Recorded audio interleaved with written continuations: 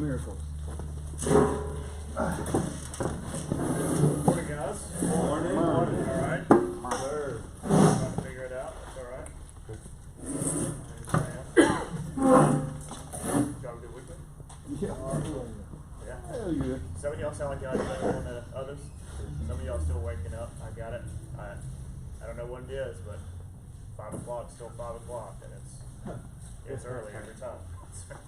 I wanted to chat with you guys a little bit this morning about, have any of you guys ever read Culture of Honor by Danny Silk? Mm-hmm. I think they even make it on audiobook. Not saying you can't read, but I am saying, like for me, you know, when I'm working during the day and my hands are tied up, it's a little hard to hold a book and play in the swimming pool or do whatever I'm doing. So man, I have just went through some audiobooks. But Culture of Honor, I came across it, it's been 6, 7, 8 years plus, I guess. But Danny simply out and wrote it. It's just a phenomenal book on how to create a culture. And so I want to kind of chat with a little bit. I was thinking about when I was going to talk on this, I'm like, the last time I talked on it, I did a 5-week series, so we're going to try to crunch this in about 20 minutes, 15, 20 minutes. But culture. So we have two, you know, I don't want to get too in depth with you, but 2 parts of culture, right? You think back in high school real hard, you think about macro and microeconomics, right? So you have a culture. So when you come to work here at Able, part of the culture is you may have a work shirt. You may have a standard of arrival time. You may have a certain way you have to do things. That is kind of your environmental culture. But then you have your internal culture, right? You bring whatever it is that's in you to it. Sometimes it's good, and sometimes it needs to be polished. But you have your internal culture. And so, you know, when we talk about Culture of Honor, it's one of those things that a lot of times our culture and the culture we're meshing with can come in conflict. I know when I started realizing that the kingdom of heaven has its own culture, my culture wasn't often in, right? When I read Matthew, Mark, Luke, and John, and I read about Jesus and how he interacted with people, I started realizing that the way I handled things wasn't always the way Jesus would have walked it out. We think Jesus is passive for some reason, which is not in the scripture. I always think about the time where he told everybody, you know, they wanted to be a part of him. You just have to eat my flesh and drink my blood. And everybody got weirded out and left except the 12 disciples. And he offered no explanation, right? He lost, you know, 3,000 or 4,000 Instagram followers instantly and didn't try to make up for it, right? He didn't need to explain it, but that's because his culture was so solidified in who God was. He didn't need to conform to what made people feel better. Oftentimes we want to make you feel comfortable. Jesus is not about your comfort. I've learned that if you've walked with the Lord for any length of time, he gives you a lot of grace up front. I'll tell you that. It's like I have a 2.5-year-old and a 6-month-old at the house, and my 6-month-old gets a lot more grace than my 2.5-year-old because, you know, she's still learning, and the same grace I gave her at 6 months I gave to my 2.5-year-old when he was 6 months. But when he's 13, I don't plan on still changing his diapers. When he has a tantrum and runs in and, you know, smacks my wife, he doesn't get sent to his room. He's going to get smacked by his dad. Like, you know, the level of grace is going to shortened in some retrospects, right? And so when we talk about culture, you're going to have this thing inside of you that's going to have to either conform or change what's going on around you. And either that's going to be a good thing or a bad thing. And if it doesn't line up with Jesus, it's not a good thing. And hopefully you have men around you that are telling you, hey, what you're doing actually isn't lining up with what I see Jesus doing. It's not healthy kingdom culture. I shared this story. I was in this process. I'm still trying to learn what culture modern is of our world in a lot of aspects. I've been in law enforcement for almost 14 years. And I remember years ago, I'd been on the street for a handful of years, and I was working for Columbus. And it was middle of summer. I was in full kit, you know, vest and all this stuff, and was cruising around during the daytime in this neighborhood. And week before, we got a couple of burglaries, and they gave us a suspect, you know, hey, it's this black male, short dress, carrying a backpack, this and this, in this neighborhood. And we're like, all right. And a week later, I'm just driving through this neighborhood, looking around. I see this kid that matches the description. You know, I don't have any probable cause to stop him. I don't even know that it's a kid, but I was just gonna make contact. Hey, how you doing? You know, what you up to? And as I'm driving, he sees me and just beelines for a house. And you know, I've been doing it long enough at that point. I understand not everybody likes the cops. I got it. I'm with you, but yeah. But when he gets to the door, like I can tell. He ain't got to go poop, man. He's trying to get away from me. And so he goes to the front door, and I was like, I bet he's going to run out the back door. And so I park my car and just kind of walk around back. But as I'm walking around back, he's beeline out the back door, hops the privacy fence, and kind of cuts across the road. So I pull out, and as soon as I pull out, it's game on. You know, he takes off running, and so I call it out, and I'm out here looking for this kid, and can't find him. And a couple of units show up. For like 15 minutes, we're driving around, can't find this kid. And so I just asked the Lord, I said, hey, where'd he go? And the Lord said, drive down this road, take a right, and go all the way to the dead end. And as clear as I can tell you, that's what I heard from the Lord. So I went down the road. All my units had got back in service. I took a right, went down to the dead end, and it's a cul-de-sac. There's a bunch of houses. This kid's nowhere to be seen. And two kids were playing basketball out in the street, and I just rolled down my window and said, hey, did y'all see a guy match his description come through here? And the kid's like, yeah, he went to that house right there. And so I go over and knock on the door, and this older lady answers the door, and she answers it, and I see the kid standing. I say kid, he's young 20s, standing in the living room. And I said, ma'am, is that your son? Yes, it is. Do you mind if I come in and talk to him real quick? Yeah, sure. So I come in, and he's not happy to see me. And I said, hey, you know, why'd you take off running? You know, and it was F you, F this. And I said, well, you know, at this point, you know, I got at least probable cause to chat, so let's just step outside so we're not having this interaction in front of your mom and dad, and we'll talk in the front yard. And he walks out with me, and as soon as we get in the front yard, he reaches in his pocket real fast. And so I go to grab his wrist and tell him, hey, like, keep your hands out of your pocket. Well, when I do, he turns around and tries to hit me. And so I pick him up and kind of game on. And I pick him up, and we're pretty close to the car. And I basically dump him into the side of my patrol car, get him on the ground. He pulls out a handful of drugs that were in his pocket. Why the kid didn't dump it while I was chasing him, but I mean, pulls out a pocket full, and it's going all over the pavement. You know, pills, baggies, all sorts of stuff. And he's still trying to hit me. So at this point, I'm honestly pretty pissed off. I'm sweating. It's hot. It's middle of summer. I really wasn't trying to hook this kid up. I just wanted to find out if it was, you know, if he knew anything about these burglaries. And now we're fighting the street. So I hook him up. I go to put him on a patrol car. He's kicking my car, trying to kick me. And so I just grab him and I dump him head first in the back seat. He lands in the floorboard. I shut the door. You know, he's laying on the floorboard. I get in my patrol car, turn the AC on. I shut the sliding glass door so the air just blows up front. And so, you know, it's hot as all get out the back seat. And I'm like trying to start my arrest report. I'm dripping sweat all over the paper, you know. And I hear the Lord say, man, you didn't honor him at all.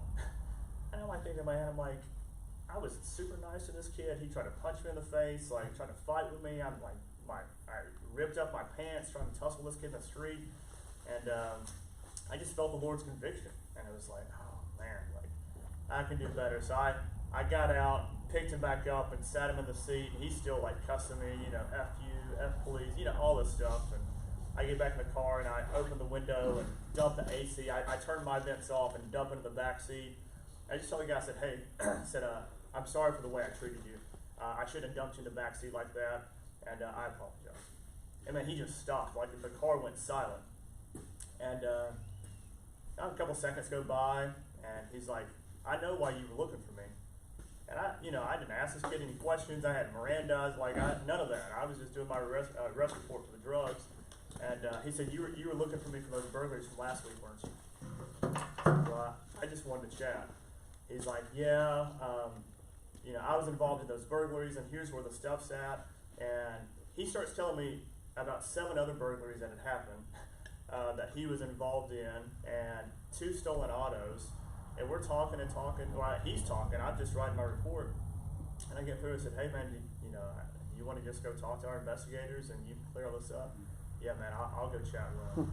So we go down, and he, comes clean to everything he's involved in, tells us, hey, this is where the stuff is stashed at.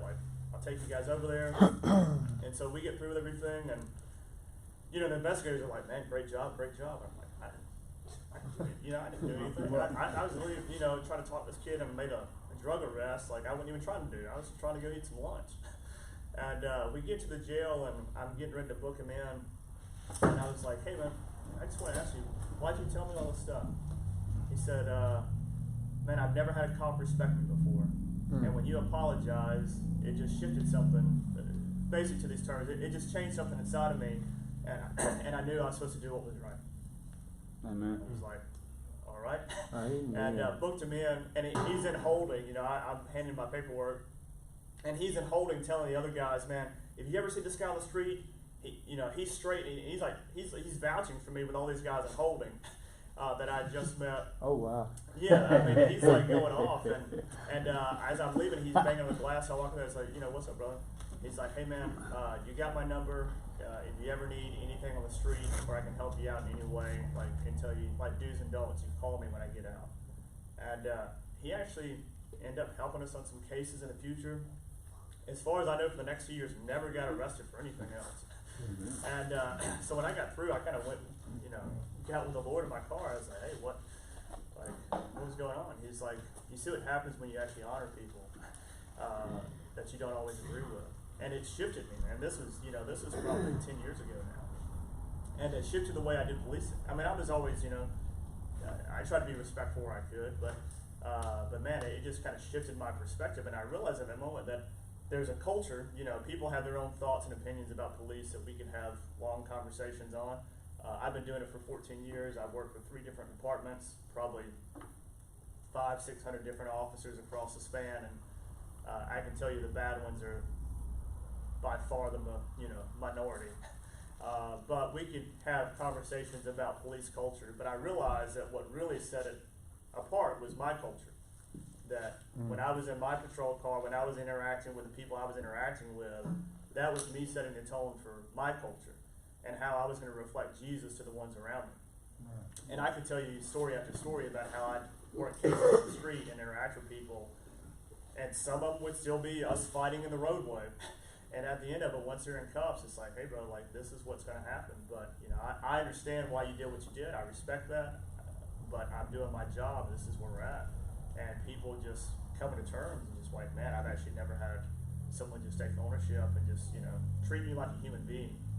And so when I would train new officers, I would tell them, I would teach them about culture of honor in my patrol car about, hey, when you interact with people, this is how you do it.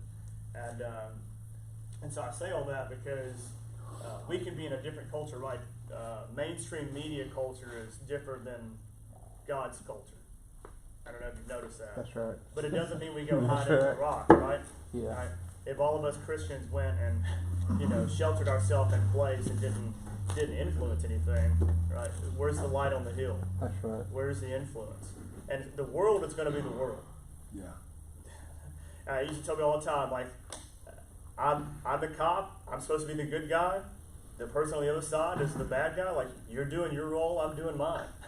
And it's not a personal thing. It's like, hey, we're doing roles. And my hope is that you have some conviction, you have some encounter with the Lord, and you realize like, hey, there's some better choices. And just like on my end, there's cops I've interacted with, like, hey, that's not the right way. Like, you're when you show up in a uniform, it doesn't matter whose name is on that badge. When I show up and deal with that same person that you just, acted like a total jerk to, they don't care whose name it is. They just care the uniform. And it's the same thing with us as Christians, right? This is why it irks me when everybody's like, oh, are you a Christian? Oh, absolutely. All right, well, you hang out with Jesus? Oh, yeah, I go to church. No, that's not what I asked. We had a guy show up on Wednesday night. I wasn't even going to be at church Wednesday night. It was just one of those days, and I was driving down the road, and it's like, oh, man, I could go to the house and hang out with the kids, and it had been a long day. And the Lord said, well, if you're going to go to church just to do, keep driving to the house. But if you're going to go to the church and just be, then go to church. And went and ended up having 5 teenagers and their uncle show up just out of the blue. Just never been there. Got to go out and kind of chat with them. And the uncle ends up coming out after service and end up talking with them. Ends up getting saved.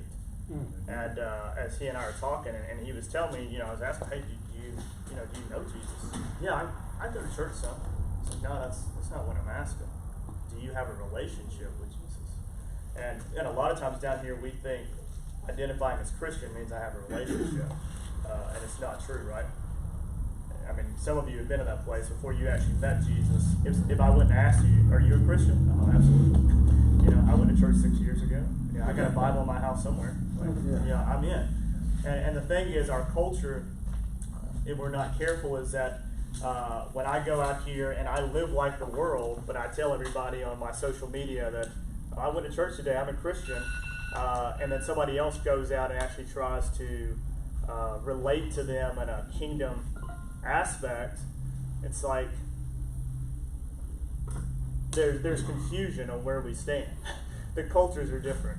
One of you is actually doing kingdom culture, and then the other one is just being the world with you're just trying to wear the same uniform. Right? You just went out. It's like the rent-a-cops, right? You have a real cop, and you got somebody that rented a Halloween outfit, and that's what we do sometimes in the body of Christ. We have ones that are legit, have authority, and then we have ones that are just wearing the costume. Right? And the thing is that we have to understand that if we're serving Jesus, if we're actually in it, that we carry authority and everything we say and speak has influence. If we're not, we're just playing rent-a-cop over here. We can put on the Sunday outfit, we can carry our Bible around and our cross necklaces and all the stuff that we do, but if we're not reflecting who He is, we're just ruining it for everyone else. And I will tell you, the Lord has a lot of grace for us.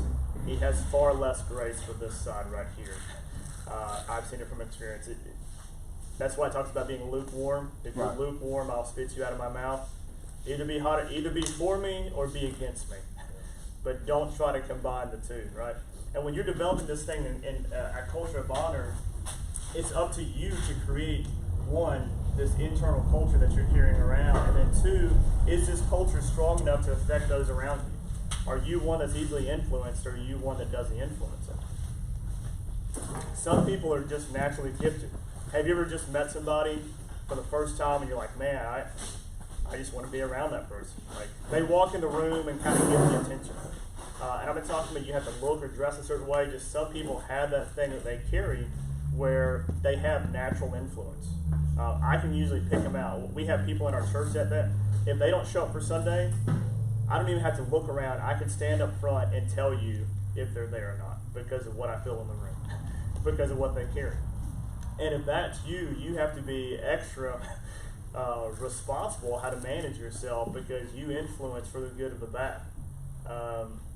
This is why you see people that have huge followings and huge people around them, and they end up getting saved or they have a major life change, and you see this mass ripple effect because they carry that kind of influence. And so I tell people, either you become the influence or the influencer, but either way, you're going to have an internal culture that you have to manage. It's nobody else's job or responsibility but yours. And the thing is, you become what you put yourself around consistently. Anybody disagree with that? right? We've all experienced that in our own life. And so when you say that I'm here, I'm trying to be more like Jesus, but everybody I hang out with acts like the world. Right. They're like, well, Jesus hung out with sinners. Yeah, he did. He also hung out with his disciples. He also hung out with the Father quite a bit. He also snuck away to do that. He also got on the boat to get away from people because he knew when he needed to have time alone with the Father. Like, Jesus did a lot of other things. So if you're going to say you're acting like Jesus, make sure you're ticking all the boxes, right? Not just the ones that make you feel better when someone confronts you. That's right. Which is what happens, right? We get into confrontation. It's like, well, I just do what Jesus did. Are you? Because here's a checklist, and you got 2 boxes out of 15. That's not even majority vote on that one, right? And so I tell people, culture of honor is not one of those things that you learn overnight. It's not something you just develop in a day and you're like, I got it figured out. It's one of those things that, again, I've known the Lord now. I've been in ministry for 20 years this year in some capacity. And I'm still trying to figure it out. I still have days where I have to go apologize to my kids. I still have days where I have to go apologize to my wife, where I have to apologize to my friends. Yeah, I still have those days where I'm like, oh, all right, I can do better tomorrow. All right, well, let me clean this mess up. But I have a responsibility that I carry a culture, I carry an impact to those around me, and I want to influence them. I want them to know Jesus the way he is, not the way I think he is. There's a difference. A lot of us want to reflect Jesus to what we think he is instead of what he actually is. And that's an issue. Because a lot of us, maybe you got it all together, and if you do, come chat with me because I need some help. But 20 years in, I'm still trying to figure out, when I read the Gospels. Have any of you guys seen The Shack? Yeah. Awesome. Man, I've been putting that movie off for years. Just because I know it was going to punch me right in the feels, man. And my wife the other night was like, all right, we're going to watch a movie tonight. I was like, yeah, that's cool. She's like, we're going to watch The Shack. I'm like, yeah, I'm pretty tired, babe. I think I'm and, I literally fell asleep in the first couple minutes. I didn't have to watch it. She's like, next night, she's like, well, we're going to watch it again tonight. I was like, you're going to make me watch this thing, aren't you? She's like, yeah. And we watched it. And afterwards, she's like, I didn't look over, but did you cry? I was like, we're not going to talk about it. What's done is done, man. What's done is done. But when even that movie, you start to see a reflection of the Father and who Jesus is, and it's often not portrayed by the church, right? Right. And I start to see that, and when I see stuff like that, I realize that, oh man, I got some work to do. Like, am I portraying like the way Jesus was in that movie? Am I portraying that to the ones around me? Do people want to just come pull up a chair next to me and be like, hey, let's chat. It's easy to talk to you. Am I that kind of person? And sometimes maybe. Sometimes they probably want to take a chair and go across the room from me. But it's one of those things that we're constantly growing. But the important thing is having community, having culture, making sure that, one, we're working on this internal culture, but we're putting ourselves in a cultural environment that helps us grow that. This is why healthy church community is so important. This is why Jesus still hung out with 12 disciples. He didn't isolate. He could have came and done everything himself by himself, right? And he could have wrote the Bible himself and left it to all of us afterwards and left us the Holy Spirit and never had to interact with the disciples or anyone. And we still would have got to heaven. But he chose to be around community. And if Jesus needed to be around community consistently, it's probably pretty wise for us to be around community consistently, right? Right. So we can't do this culture thing by ourselves. You have to have people around you that empower you, that encourage you, that bring correction, which is what we don't like to hear sometimes. That you have relationship enough that, when he comes up and says, hey, like, how you doing today? I'm great. Well, I saw how you interacted with that person at the gas station. Like, it didn't seem like you're doing too great. And I don't get offended. It's like, all right, no, you're right. That was on me. All right, great. Like, you feel like you need to clean that up? Yep. Turn the truck around. Let's go back to the gas station and let me go apologize. Like, you have to have people that hold you accountable. And if you don't have that, there is no culture of honor. Because honor is accountability. Amen. And that's not fun.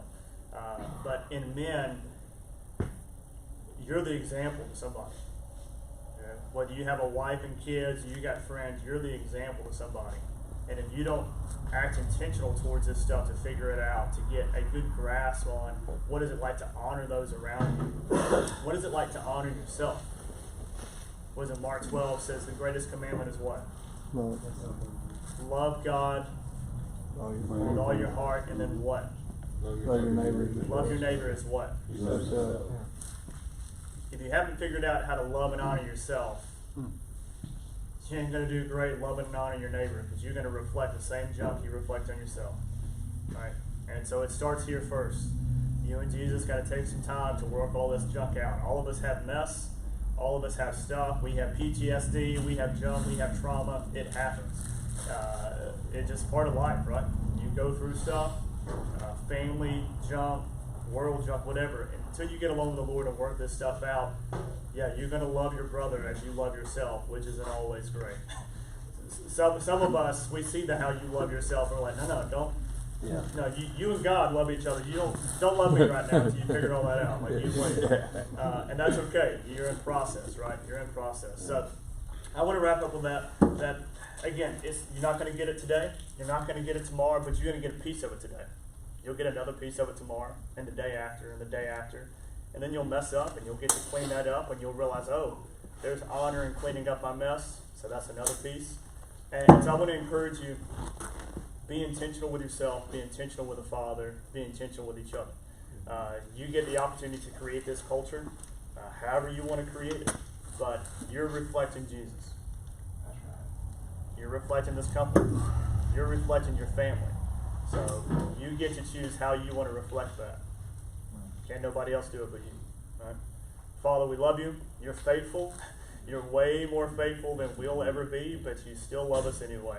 And so, God, thank you for that. I just ask you to continue to develop in us a culture of honor, that you show us what honor looks like in our day-to-day. God, that you show us what honor looks like in our relationship and our work ethic and how we mentor and love each other. And, God, that you're always intentional with us. And, God, we thank you for that. God, we just pray that this week be a pivotal moment in our lives. And, God, you show up in just our day-to-day and what we're doing. And, God, we thank you that you forgive us for our stupid decisions. You walk through our messes with us. And, God, you're way bigger than any of our problems. In Jesus' name, amen.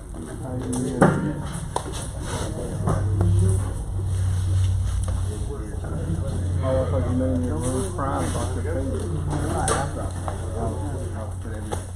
You got